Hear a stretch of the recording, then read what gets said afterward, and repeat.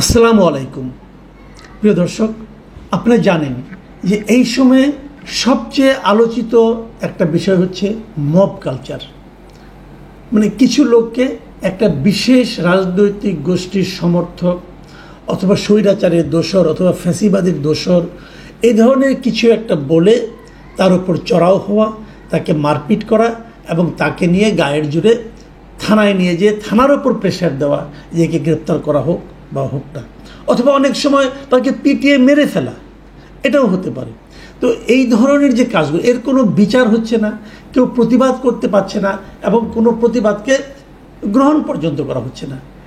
এই বিষয়টাকেই বলা হচ্ছিল মব, এবং এই মব কালচার এই সময় একটা মারাত্মক ক্যান্সারের মতো আমাদের সমাজের মধ্যে এসে দাঁড়িয়েছে।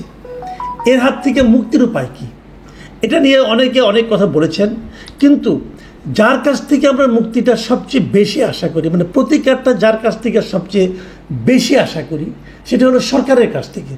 যে সরকার এই মবটাকে কিভাবে মূল্যায়ন করছে, এবং আমরা বিস্ময়ের সঙ্গে বেদনার সঙ্গে লক্ষ্য করছি সরকার এটাকে এক ধরনের প্রশ্রয় দিচ্ছে। কেন প্রশ্রয় দিচ্ছে সে আলোচনায় আমি আসছি। আমার যে ধারণাটা, তারা কেন প্রশ্রয় দিচ্ছে, এটা আমরা দেখতে পাচ্ছি এই কারণে যে সরকারের বিভিন্ন লোক, আমি আপনাকে সিম্পল একটা উদাহরণ দিয়ে বলি। এই সরকারের গুরুত্বপূর্ণ কয়েকজন ব্যক্তি মব নিয়ে কি বলেছেন সেটা আপনাদের একটু আমি ধারণা দিই। যেমন ধরেন, আজকে থেকে জুন মাসের 16 তারিখে প্রথম মব নিয়ে একটা আলোচনা করলেন প্রধান উপদেষ্টার প্রেস সচিব মিস্টার শফিকুল আলম। তিনি বললেন যে আমি এটাকে মব বলবো না, এটা হলো প্রেশার গ্রুপ। মানে যারা এই কাজটা করছে তারা মব করছে না, তারা প্রেশার দিচ্ছে কোনো একটা জিনিস পাওয়ার জন্য, অথবা কোনো একটা অধিকার আদায়ের জন্য, অথবা কোনো একটা অন্যায় হচ্ছে সেই অন্যায়কে প্রতিরোধ করার জন্য তারা প্রেশার দিচ্ছে। তারা কার উপর প্রেশার দিচ্ছে? সরকারের উপর প্রেশার দিচ্ছে, অথবা কোনো একটা প্রতিষ্ঠানের উপর প্রেশার দিচ্ছে।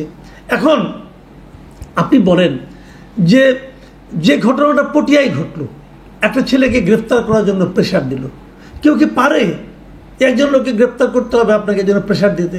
এবং একই জিনিস আমরা ধানমন্ডিতে দেখেছি যে হাক্কানি পাবলিশার্সের যে প্রকাশক, তাকে গ্রেফতার করার জন্য কিছু লোক প্রেশার দিচ্ছিল। আমরা ওটাকে মব বলছি, শফিকুল আলম সাহেব বলছেন যে না, এটা মব না, এটা হলো প্রেশার গ্রুপ।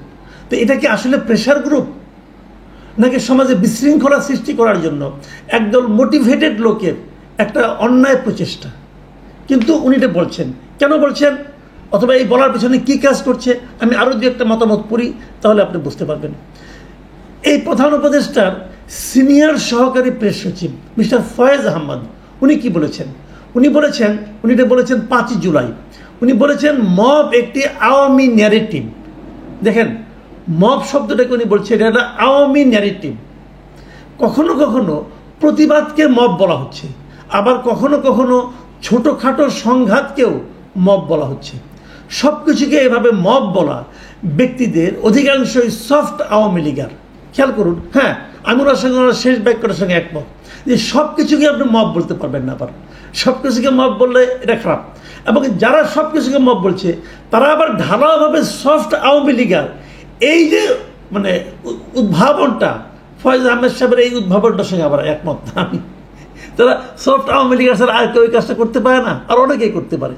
কাজেই ঢালাওভাবে সফট আওয়ামী লীগার, হার্ড আওয়ামী লীগার, এভাবে যে আপনি একজনকে বিশেষায়িত করে দিচ্ছেন, এটা কিন্তু ভালো কোনো লক্ষণ না। তাহলে কি হবে? পরবর্তী সময়ে কেউ কোনো প্রতিবাদ করারই সাহস পাবে না, আগ্রহ অনুভব করবে না। একটা ঘটনা অঘটন ঘটছে, একটা অন্যায় হচ্ছে, সেটা নিয়ে যে একটা প্রতিবাদ করবে, তখন ভাববে এই বুঝি আমাকে সফট আওয়ামী লীগার অথবা হার্ড কোর আওয়ামী লীগার এই অভিযোগ করে আমাকে বোধহয় কর্নার করে দেওয়া হবে। কাজে ওই লাইনে কিন্তু কেউ যাবে না। কাজে এটাও কিন্তু একটা মতলবী ওনার বক্তব্য। আর প্রথম যে বক্তব্যটা দিয়েছেন উনি, যে মব একটি আওয়ামী ন্যারেটিভ, এটা তো ভয়ঙ্কর কথা। মব কেন আওয়ামী ন্যারেটিভ হবে? যে দেশে আওয়ামী লীগ নেই সেই লোকে মব বলে না, মব হয় না ওখানে। আমাদের এখানে কি আওয়ামী লীগ আমলেও মব হয়নি? হয়েছে। তাহলে আওয়ামী ন্যারেটিভ কেন হবে? এখন আপনারা মনে যা কিছু আপনার বিপক্ষে যাবে, যা কিছুকে আপনি জবাব দিতে ব্যর্থ হবেন, সেটাই আওয়ামী ন্যারেটিভ হয়ে যাবে। আপনি এটা ভাবছেন কেন? এই ভাবনাগুলো ঠিক না। কিন্তু তারপরে ওরা জেনে শুনে এই কাজটা কেন করছেন সেটা নিয়ে আমি একটু বলতে চাই।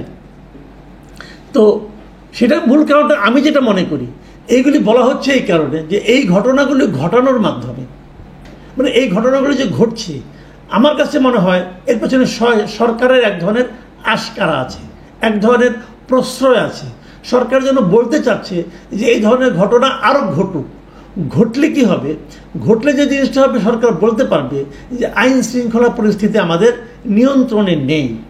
এবং এক্ষেত্রে পুলিশ সম্পর্কে একটা ঢালাও কথা বলা হয়ে থাকে যে পুলিশের নাকি মনোবল ফিরে আসেনি, পুলিশ নাকি সক্রিয় হচ্ছে না, পুলিশ নাকি 100% দিচ্ছে না। অতএব পুলিশের অবস্থান নিয়েও কিন্তু নানা ধরনের তারা দুঃখ প্রকাশ করছে, হতাশা ব্যক্ত করছে। এবং সে কারণে বলছে যেহেতু পুলিশ সক্রিয় হতে পারছে না, অতএব পুলিশকে সক্রিয় না করে আমরা নির্বাচন কিভাবে দেব। মানে মোদ্দা কথা হলো নির্বাচনটাকে আরও বিলম্বিত করা, আরও পিছিয়ে দেওয়ার একটা পায়তারা এই কথাগুলির মধ্যে আছে বলে আমার কাছে মনে হয়েছে। যে কারণেই তারা এভাবে মবকেই বরং প্রতিহত করার পরিবর্তে গ্লোরিফাই করার চেষ্টা করছেন। আমি আরেকটা মব নিয়ে কথাটা বলি। এইটা নিয়ে বলেছেন আমাদের উপদেষ্টা, তথ্য উপদেষ্টা মিস্টার মাহফুজ আলম। উনি কি বলেছেন শুনুন আপনারা।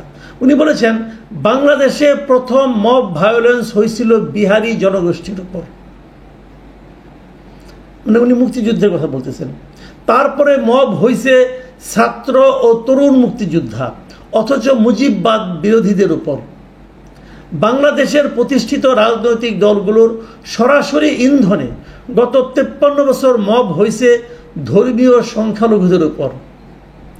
মবের ডেফিনিশন স্ট্রেচ করলে তথাকথিত জনতার আদালত, জনতার মঞ্চ, 96, 28 অক্টোবর, শাহবাগ সবই মব জাস্টিস, মব ভায়োলেন্স।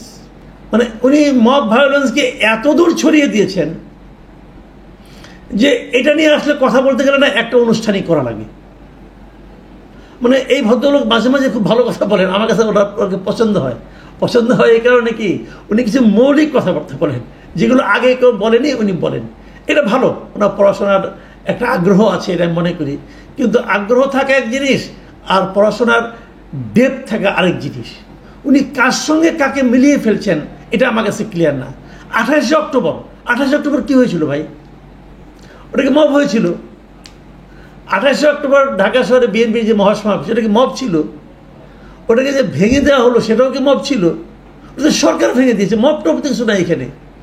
আবার শাহবাগটাকে নানাভাবে বিশ্লেষণ করা হয়। হ্যাঁ, শাহবাগ নিয়ে অনেক আলোচনা হতে পারে, সমালোচনা হতে পারে, কোনো সমস্যা নেই। সেটাও মব জাস্টিস, সেটাও মব ভায়োলেন্স। জনতার আদালত যেটা ছিল, জনতার আদালত কোনটা ছিল আপনাদের নিশ্চয়ই মনে আছে, যে জাহানারা ইমামের নেতৃত্বে একটা আদালত হয়েছিল, গণ আদালত বলা হয়, এটাকে বলা হয়েছিল যে যুদ্ধ অপরাধীদের বিচারের জন্য। সেটাকে উনি বলছেন মব ভায়োলেন্স। জনতার মঞ্চ সেটাকেও বলছেন মব ভায়োলেন্স। এবং বিহারিদের উপর মব ভায়োলেন্স হয়েছিল, এটা ভাই আমার কাছে ক্লিয়ার না। মুক্তিযুদ্ধের সময় উনি কোথায় ছিলেন, কীভাবে ছিলেন, তখন জন্মই হয়নি। তো বিহারিদের উপর কী মব ভায়োলেন্স হয়েছিল? তাহলে পাকিস্তানিরা যে আমাদের উপর, ওটা একটা যুদ্ধ, একটা কথা মাথায় রাখতে হবে, একটা যুদ্ধকালীন সময়ের অনেক কিছুকেই কিন্তু আপনি এই মব ভায়োলেন্স কিন্তু কোনো যুদ্ধকালীন সময়ের কোনো ঘটনা না, এটা মাথায় রাখতে হবে ভাই। মব ভায়োলেন্সের শান্তিপূর্ণ সময়, যখন আইন শৃঙ্খলা দেশে বিরাজ থাকে তখন হয় মব ভায়োলেন্স। কাজেই আইন শৃঙ্খলার মতো থাকে, বাট তারা এই ধরনের ভায়োলেন্সকে প্রতিহত করে না, এটা হলো মব ভায়োলেন্স। আমি এই আলোচনাটা সংক্ষিপ্ত করি, আলাপ করলে অনেক করা যায়, এত আলাপ করে লাভ নেই। একটা কথা মাথায় রাখবেন আপনারা, সেই জিনিসটা হলো কি, অনেকে হয়তো ভাবছেন যে মবটা সরকার একভাবে প্রশ্রয় দিচ্ছে কারণ তারা নির্বাচনটাকে বিলম্বিত করতে চায়। এটা হতে পারে, আমি তাতে অস্বাভাবিক মানে এই ধরনের ঘটনা ঘটছেই না একদম আমি তা বলছি না। আবার কেউ বলতে পারেন যে কোনো পলিটিক্যাল পার্টি যারা ভাবছে এই মুহূর্তে ইলেকশন করলে তারা বেশি একটা আসন পাবে না, তারা মবটাকে অজুহাত হিসেবে উপস্থাপন করে নির্বাচনটাকে পিছিয়ে দিতে চায়। যেমন জামাতের আমির ওই দিন পাটগ্রামের উদাহরণ দিয়ে বললেন এই অবস্থাতে নির্বাচন হওয়া সম্ভব না। এটাও হতে পারে কিন্তু একটা। আবার বিপরীত দিকে আরেকটা কথা বলি, এই যে প্রক্রিয়াটা, এই যে প্রসেসটা, যে মবের অজুহাতে নির্বাচনটাকে পিছিয়ে দেওয়া, মব হচ্ছে বলে আন্দোলন, মানে আপনার বলা যে মবের কারণে দেশে নির্বাচনের অনুকূল পরিবেশ নেই, এই যে বিষয়গুলো, এগুলোর মধ্যে রিস্ক আছে। এটা অনেকটা ওই আগুন নিয়ে খেলার মতো অবস্থা। আগুন নিয়ে খেলতে গেলে কিন্তু ওই আগুনের স্ফুলিঙ্গ আপনাকেও পুড়িয়ে দিতে পারে। এই জিনিসটা মাথায় রেখেন আপনারা। কারণটা কি আপনারা মাথায় রাখবেন, মনে রাখবেন, আর্মি কিন্তু একটা বিষয়ে, আমাদের সেনাবাহিনী কিন্তু একটা বিষয়ে খুব দৃঢ়ভাবে প্রতিবাদ করেছিল, সেটা হলো মব। তারা বলেছিল তারা কোনো অবস্থাতে মব হতে দেবে না, মব ভায়োলেন্স হতে দেবে না। তারপরে যদি মব এভাবে চলতে থাকে সেটাকে আর্মি কীভাবে রিয়্যাক্ট করবে একটু প্লিজ মাথায় রাখবেন। কারণ পরবর্তী সময়ে কিন্তু বলতে পারবেন যে এটা তো আর্মির করা কাজ না। হ্যাঁ, আর্মির তো অনেক কিছুই কাজ না। গত বছর অগাস্টে মানে আপনার যে ছাত্র জনতার যে আন্দোলন ছিল, সেই গণ আন্দোলনে আর্মির কি ভূমিকা ছিল? আর্মি কি তখন শেখ হাসিনাকে সাপোর্ট করেছিল? কিন্তু আইন অনুযায়ী আর্মি শেখ হাসিনাকে সাপোর্ট করার কথা ছিল, আর্মি কিন্তু করেনি। আর্মি জনতার সঙ্গে ছিল। এখন মবের কারণে যদি এদেশের সাধারণ মানুষ বিপর্যস্ত হয়ে পড়ে, সাধারণ মানুষের জীবনযাপন যদি অস্থিরতায় ভরে যায়, অনিশ্চয়তায় ভরে যায়, তখন যদি আর্মি কোনো ভূমিকা রাখে এবং সেটাকে যদি তখন আপনারা কীভাবে অভিহিত করবেন? যারা মব নিয়ে খেলছেন এখন, তাদের জন্য কি সেটা কোনো সুখকর পরিণতি ডেকে আনবে? আমি তাদেরকে একটু সতর্ক করতে চাই। আমি আর এটা নিয়ে ডিটেল কিছু বললাম না। আমি মনে করি বুদ্ধিমানের জন্য ইশারাই কাফি। মাথায় রেখে অগ্রসর হন। যারা বক্তৃতা করছেন, যারা বিবৃতি দিচ্ছেন গুরুত্বপূর্ণ অবস্থানে থেকে, যারা মবকে গ্লোরিফাই করার চেষ্টা করছেন, তাদের প্রতি অনুরোধ থাকবে যে এটার আফটার ইফেক্ট কিন্তু হয়তো আপনাদেরও সহ্যের বাইরে চলে যেতে পারে, অথবা আপনাদের জন্য ভয়ঙ্কর কোনো পরিণতি ডেকে আনতে পারে। বিষয়গুলো মাথায় রাখলে সবার জন্যই ভালো হবে। কারণ আমরা সবসময়ই একটা শান্তিপূর্ণ অবস্থান চাই দেশের। মবটাকে যে কোনো কিছুর বিনিময়ে হোক না কেন থামাতে হবে। প্রিয় দর্শক, এখন এ পর্যন্তই। আল্লাহ হাফিজ।